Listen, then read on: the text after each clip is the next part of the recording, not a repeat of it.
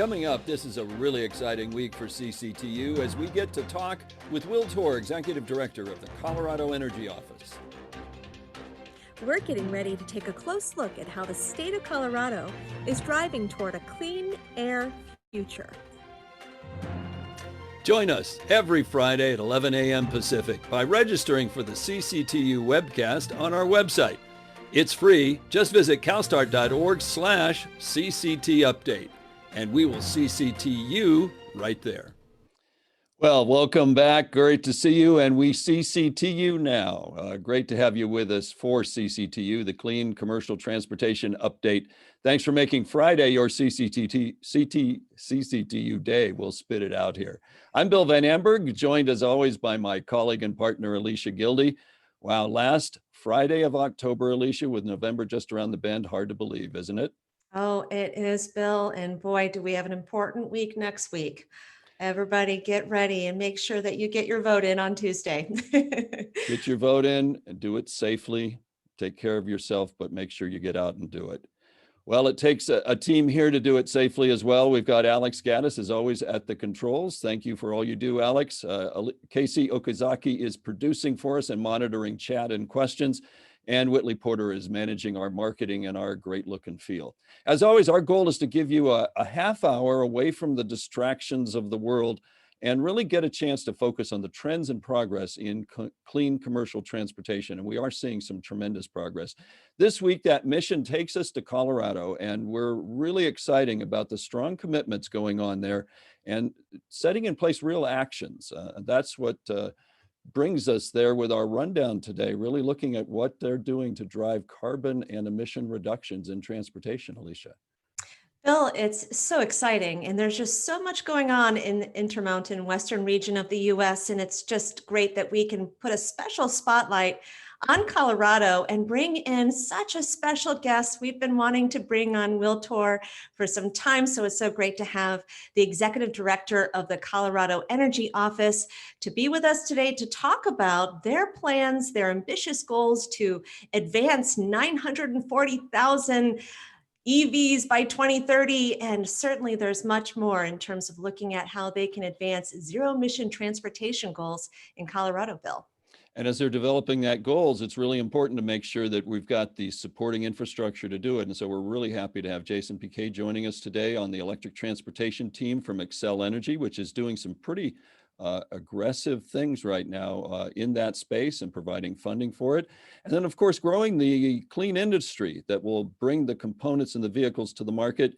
And we're delighted to have joining us Adrian Schaffer from what used to be known as UQM, but is now Danfoss Power System. So really delighted to have him join us later in our program. But first, let's hear from all of you about your view on this, Alicia, with our poll of the day.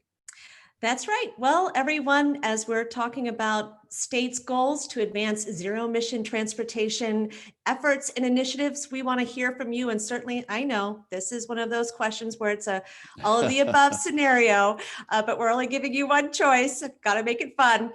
All right. So what is the most important element needed to advance a state's zero-emission transportation goals? Is it ZEV policies, infrastructure gap analysis, incentive programs, and then lastly, a zero-emission roadmap? What do you think is the most important element that we need to advance to support a state's zero-emission transportation goal? You know, it is all of the above, but I think what we try to do with these questions is at least get a sense of prioritization. You know, what order would you put this in, or what's got the highest weighting for you? That's right, Bill. All right, Alex, what are folks saying? All right, this is pretty nice. Good little diverse mix up here in terms of priorities. Thank you, everyone. So looking at possibly here, ZEV policies being the first, I would say, followed by incentive programs, then looking at your infrastructure gap analysis. Where do we need to be building out infrastructure? And then lastly, your zero emission roadmap. All right, thank you everyone for your participation. Bill, over to you. Well, and those are pretty logical choices, and I'm hopeful that Will Toor was monitoring that. I'm sure he was, because that's good guidance from industry. Well, let's look at what's going on with industry and around the world this week. Pretty exciting news. We're seeing more and more major manufacturers coming into this space, Traton Group, which is actually representative of all of the Volkswagen truck and bus work, which includes Scania, MAN, and eventually Navistar in North America, has actually teamed up with Hino out of Japan to jointly co-develop powertrains for both zero emission of the fuel cell and battery electric design. They think that by teaming up on this, they will actually reduce the time to market and also the cost to market. That's a pretty amazing partnership. Another partnership, Waymo and Daimler have teamed up on autonomous trucks. This is actually a pretty big deal. Daimler has not had a partnership directly in that area. It's really good for Waymo as well. And we're seeing a lot of reality move out in this space, and people are looking at some of the over-the-road applications as some of the places where they want to bring these vehicles. We're seeing these vehicles already start to move into the marketplace when it comes to shuttle buses. And a new test will start out in Yellowstone to test autonomous shuttle buses from a group called Beep Inc., which is bringing this cute little design. And they'll be using it at the Canyon Villages area of Yellowstone Park in kind of a demo. But Yellowstone is actually looking at how they might extend this across the park in the tourist-heavy areas, including around Old Faithful. We'll see if this little unit is Old Faithful in testing. We're seeing that people want in their neighborhood zero emissions, and no stronger call for it than we just saw recently in Washington, D.C. They're rebuilding one of the bus yards there used by the Metropolitan Transit District in that region, and the neighbors in that area, which is the 16th Street Heights area, said, hey, look, if you're going to rebuild that, we want those to be zero emission buses. That's what we want in our neighborhood, and that's what we want at that bus depot. Really interesting message from the community about what they really want around them for the air that they breathe and the noise that they hear. Big news worldwide. We've seen this developing now for several years, but officially out of the International Energy Agency, solar has become the cheapest energy source to install at the utility level. Now that is a major sea change just over the last years. And it's partly driven both by the drop in the price of the panels themselves and the systems, but also the new financing schemes. More and more capital is coming into this market because it's a less and less risky investment. And now it's looking like in the right places, it's the cheapest energy you can put in. Well, we need it more than ever because the latest news out of the Arctic is not good. We're finding that because of the heat wave in Siberia, the formation of sea ice is the longest delayed it's been in measured history. This is really not good news at all, but it means that there is less and less sea ice in the polar regions because of extreme heat, both on land and in the ocean temperatures. And we're seeing it even in the state we're visiting today. Colorado has had really their longest fire season on record, going latest into the season they've ever seen. Now, fortunately, there's been some recent snow that has quenched things a bit, but they also included the 2 largest fires in Colorado history. So this is something not just hitting, say, California or the coastal states. We're seeing it now across the West, and this is not good news, but it is all part of the process, the progress, and the challenge that takes us to Colorado today, and some of the aggressive actions now going underway to address this and help us reverse the trend of climate change. Alicia. Bill, I mean, as if we haven't been hit up enough with a pandemic this year to then be impacted by all these climate events, and to hear the recent news and to witness on television what's been happening in Colorado. The time for us to act, to move forward aggressive policies and programs, we need it now more than ever. So we couldn't be delighted to have Will Toor with us, the Executive Director of Colorado's Energy Office. For the last couple of years, they've been putting out some really aggressive plans and adopting a ZEV rule to really promote the adoption of electric vehicles and really build out a roadmap to support the advancement of zero-emission vehicles across the state, including infrastructure, and also being designated for a number of complete corridors for electric charging.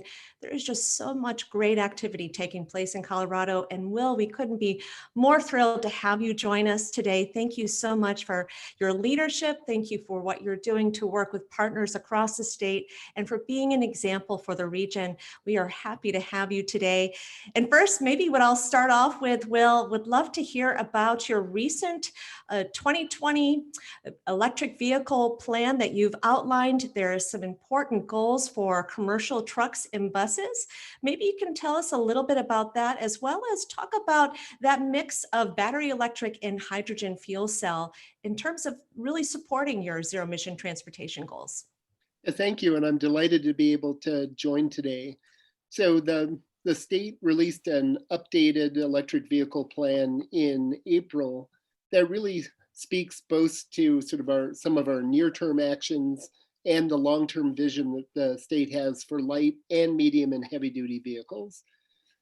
You know, much of this is driven by our state climate planning, and what the analytical work that we've done to date suggests that we really can't get to our state climate goals without moving to essentially 100% or close to 100% of light duty vehicles being zero emission by 2050, and having 100% market share for zero emission vehicles for medium and heavy duty vehicles by 2050.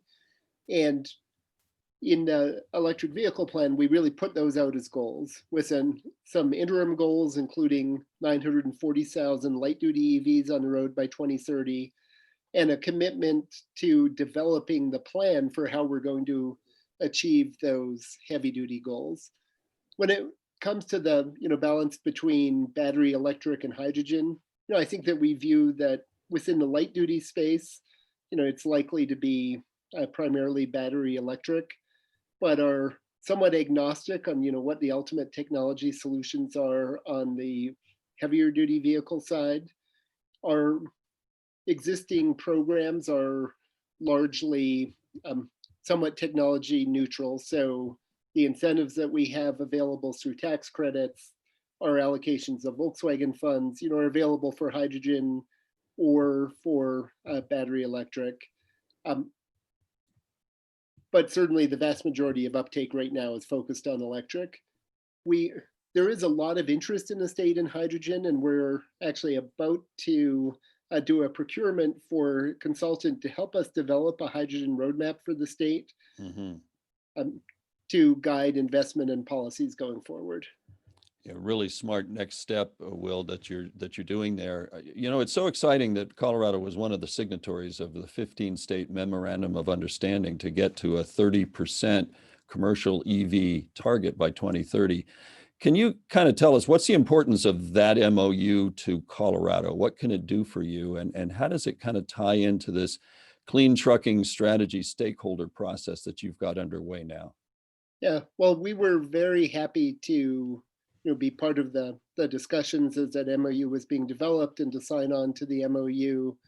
Ultimately, our ability as a state to move forward on zero emission trucks is going to be dependent upon there being a manufacturing supply chain and the economies of scale that come from large scale deployment. And so having multiple states working together to advance the market, we think is in all of our interests.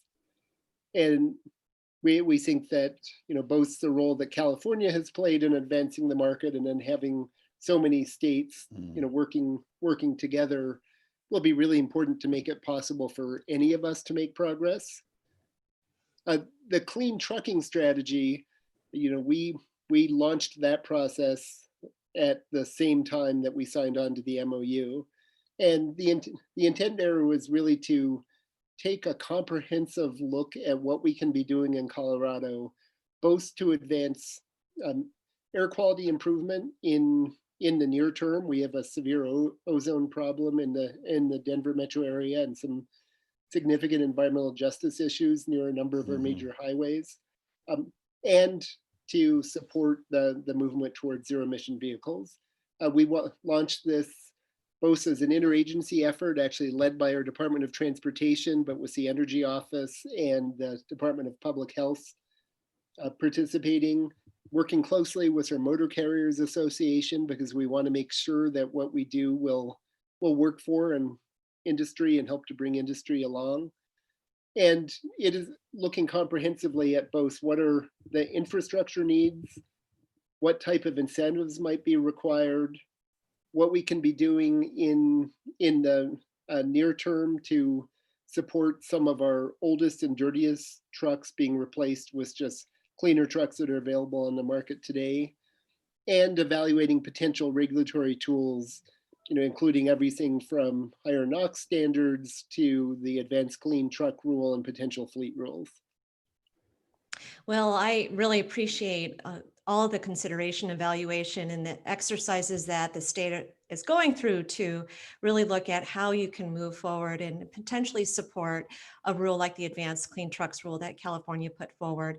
But certainly there needs to be certain things that need to be in place. And what I thought was also really incredible was that you've pulled together a partnership, a working group to support looking at clean truck options and what the strategy needs to be for the state. Can you talk a little bit about that partnership and what's coming out of that working group process? And I think there are a number of things that are interesting.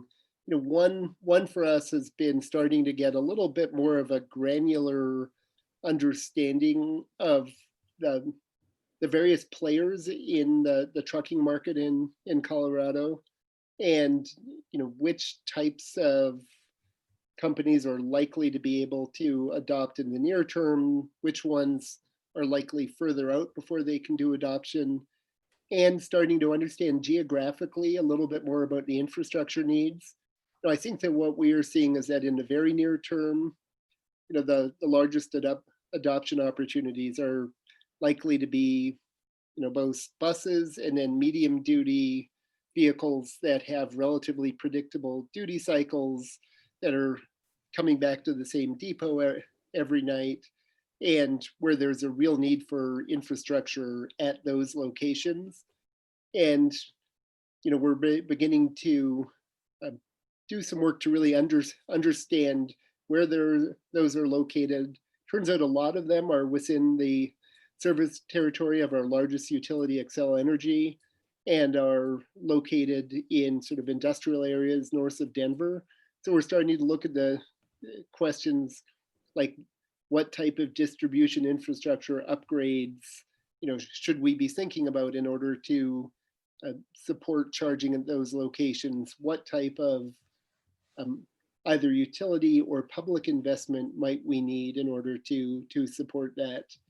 And one of the things that has been very important to us has been realizing that those locations actually overlap pretty significantly with a lot of the areas where we have real environmental justice concerns about heavily impacted communities, where both a lot of our industrial facilities and heavy trucking along highways takes place.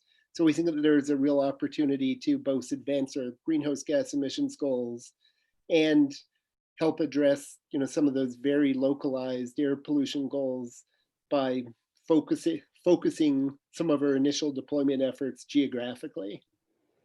Will, I think that is, I was just going to say, I just came off of a conference with several industry leaders, and this is the big deal for them as well. It's both putting the infrastructure in the right place and getting that right, but it's making sure that we start to address equity issues in disadvantaged and priority communities with where we deploy these vehicles. And it really fits with where electrification works best. But Alicia, that infrastructure issue is a really big deal that we want to get to.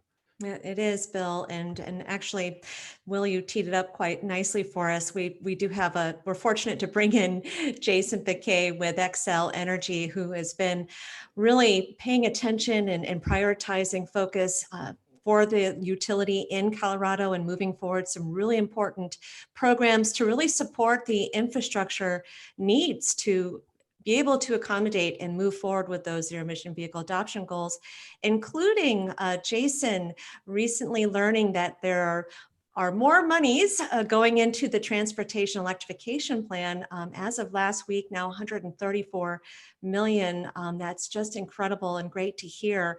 So welcome, Jason. Thank you so much for being a part of our discussion and being a part of the strategy and plan to help the state meet its zero emission vehicle goals.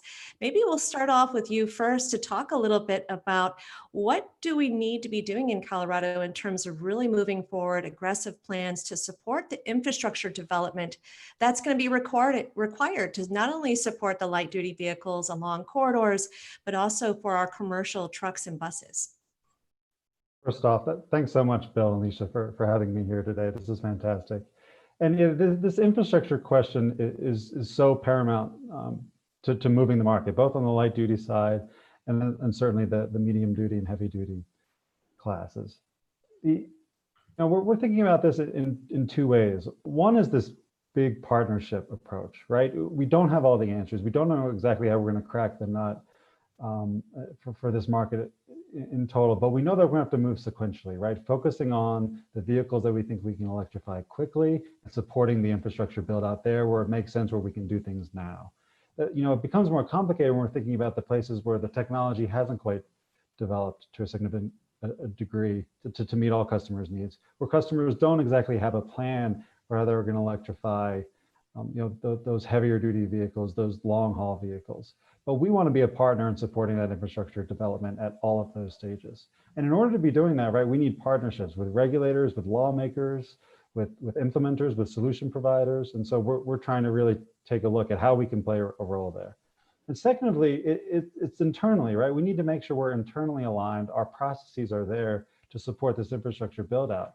And that might mean changing the way we approach infrastructure, right? Instead of a customer by customer basis on saying, okay, what do you think you're going to need in a year, in 2 years, in 10 years? Trying to think more geographically, and Will was touching on this, right?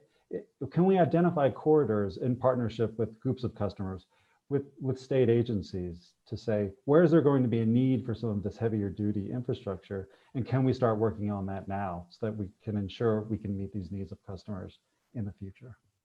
Well, I tell you, when we talk with all of our partners, particularly on the fleet side, this is the long pole in the tent now. People are starting to see the vehicles are starting to emerge, but really getting ahead of the curve on infrastructure deployment, planning, and the like. And they will not go to regions where there isn't a partner utility. So I think what Xcel is doing is really powerful. Let's bring in another piece of that and have you stay with us. But let's bring in Adrian Schaffer now from a firm that I knew over the years as UQM, but is now part of a global company, Danfoss Editron. Adrian Schaffer, VP there, has done a lot of their business development and other work and has a good sense of what they're developing. Adrian, as being based in Colorado, seeing what's going on there, what do you see the industry in regionally and nationally being able to bring into Colorado's needs? And where do you see some breakthroughs that you guys have been working on? Well, Bill, first of all, thank you all for having me on the panel. I think it's been pretty good information that's being shared. And I'll touch on a couple of things, particularly with what Will spoke about I should say, roadmap and long-term view, and then Jason speaking about the infrastructure, because again, that's all upstream and it ties into where we are downstream relative to the applications that are being deployed. So customers and partners who we're working with to deliver these types of technologies in their applications, such as the motor inverter application that is electrified for heavy duty and medium duty type applications. Some of the things that we're working on from a Danfoss perspective is of interest, being from the medium duty and heavy duty applications, being transmissions coupled with our technology or with electrification technology that'll be able to deliver higher performing applications, as well as more condensed, or I should say better packaging with battery packs. But then also from an e-axle technology, something that's breaking technological advances, where you can really start to look at how you package vehicles to get more distance and better performance with those types of applications for short-term and long-term and medium-duty applications. I think one of the things that's very important is, or at least interesting, is when you talk about infrastructure and transportation and routes, we are working with customers who are actually engaged in those particular applications where it's very important to look at what type of technology is being utilized from an electrification standpoint, and then strategically placing that type of storage for batteries relative to, or energy storage to make those routes formidable for the transportation market. So very interesting areas where we're working on and deploying these technologies to the market in the medium duty and heavy duty applications. Well, Adrian, it's just great to have your voice and perspective in today's conversation. And thank you for all the great work that you're doing. And maybe what I would love to do is bring up to all of our solution finders on today's call to talk about what are the big barriers that we need to overcome if we want to support and advance the MOU for zero emission trucks and buses. What are the barriers and how do we overcome those barriers from your perspective? And maybe starting off with Will, and then we'll go to Adrian, and then we'll go to Jason. So I think that we see the two largest issues. Well, I would say three largest issues. First is availability of the vehicles, and it's having an ability for a wide range of uses to actually be able to go and purchase a zero emission vehicle. The second is the upfront purchase cost and what we can be looking at in terms of incentives to address that, as well as innovative financing approaches to turn things from capital costs to ongoing operating costs that can be made up for through reduced fuel and maintenance. And then the other one is infrastructure, and really thinking through how we're going to get the appropriate infrastructure combined with the appropriate rate structures for that electricity to assure that it will provide those fuel cost savings. Very interesting. Very good. How about Adrian? What do you think? What are the big barriers we need to overcome? Yeah, I think particularly two areas. One being partnerships. How do you really determine who plays and who's collaborative with you to really take the opportunity of the technology and proliferate that across a multitude of volumes, which again drives down price and opportunities for more applications in the field. And then from that vantage point, you also have to take a look at in these partnerships, everyone can't be a leader. You have to have some people who are followers, but participants, because everyone brings a good piece of knowledge to the table to provide that solution. So it has to be teamwork to deliver those types of things. And I think you're starting to see these partnerships joining. You're seeing a lot of companies being purchased by or partnerships forming, as Bill mentioned earlier in his presentation about Waymo and Daimler and other areas where you have Hino and other companies coming together. It's really important to focus on those areas, but also understanding that everyone has to have a voice and a participant, but there has to be a leader and then a follower as well. Oh, very good. That's a good point, Adrian. And well, I have to end it with my friend Jason here. Jason, as we wrap up our program, would love to hear from your perspective from a utility. There's a lot of work to be done. What do you see are the big barriers before we wrap up? There certainly is, and we recognize that we're just one player here, and I think we all have to come together to find these new solutions for moving forward. But as we see it, there's three key barriers that we think we play an important role on finding solutions on. The first are upfront costs, right? And as Will says, that applies to vehicles, and it certainly applies to the infrastructure as well. So can we work proactively with lawmakers and with the regulators in each of our states to say, what types of programs can we be supporting for customers to both on the vehicle side to reduce the upfront cost of turning over their fleets, as well as the infrastructure side? How can we be supporting a charging infrastructure, both on the grid side of the meter, as well as the customer side of the meter, to have energized solutions leading up to the charger stub? The second bucket would be, the lack of awareness or kind of deep understanding of transportation electrification. And this has tentacles across all markets, right? It's not just the medium duty and heavy duty spaces, and it's not just the light duty, it's all of it. So how can we be working to promote information, to be partnering with organizations trying to promote transportation electrification, particularly in communities that have suffered the most from transportation related emissions? And then lastly, is the rate design question. How can we be ensuring customers have the right incentives to charge when prices are low? That can help keep electricity rates low for everyone, as well as help keeping fuel maintenance costs for these new vehicles, these clean technology vehicles, as low as possible. Well, Jason, that's really great. And each of you, as you identified barriers, you also identified solutions. And I know certainly CalSTART is looking forward to seeing how we can support you in meeting Colorado's zero emission vehicle adoption goals. And certainly our clean transportation community that's joined us and listened in to today's webcast. We're really excited to see all the great work that you're doing. And thank you so much for joining us, Will, Adrian, and Jason. We look forward to bringing you back on our program for our future webcast.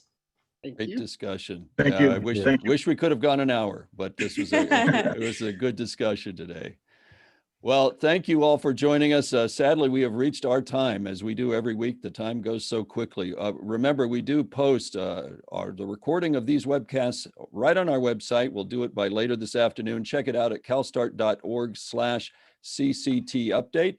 And if you liked what you heard today, please share it with friends or post it on Twitter. We'd really love your support. Next week, we'll show you how the hard work to change one tiny regulatory rule is making a huge difference in the ability to charge big rig electric trucks in California.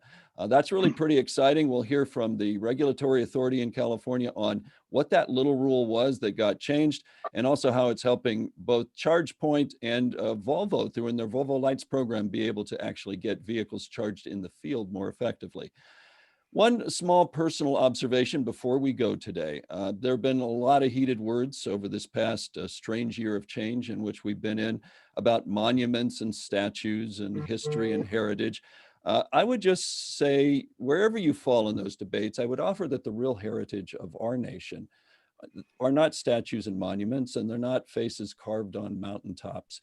Our heritage is our very system of government. And our monuments are our institutions that support them and the beliefs that are behind them. Freedom of speech, the right to redress grievances, separation of powers between legislative, executive, and judicial, and maybe, of course, none far greater than the right to vote, to choose a path together. It's never perfect, but in a representative democracy, these are our true monuments to be revered, honored, and preserved by exercising your right. So please honor and exercise your right, get out and vote, do it safely, but make sure you do. We'll see you on the flip side of that voting to see how we all did and what our next steps are. But for now, for Alicia Gildy and our full clean commercial transportation team here at CalSTART, I'm Bill Van Amberg. Be safe and be extra aware and take care of yourself and others in this holiday weekend and with the voting, which is coming up in just the next few days. Stay connected and we will CCTU next week. Until then, we'll see you Friday at 11 a.m. next week. Goodbye. Next week on CCTU, we will show you how the hard work to change one small rule is making a huge difference for charging electric trucks in California. We'll hear from state power regulators about why that little rule change is such a big deal. And we'll learn why charging system operators like ChargePoint are energized and truck makers like Volvo say it's lightening up their deployment efforts. Join us every Friday at 11 a.m. Pacific by registering for the CCTU webcast on our website. It's free.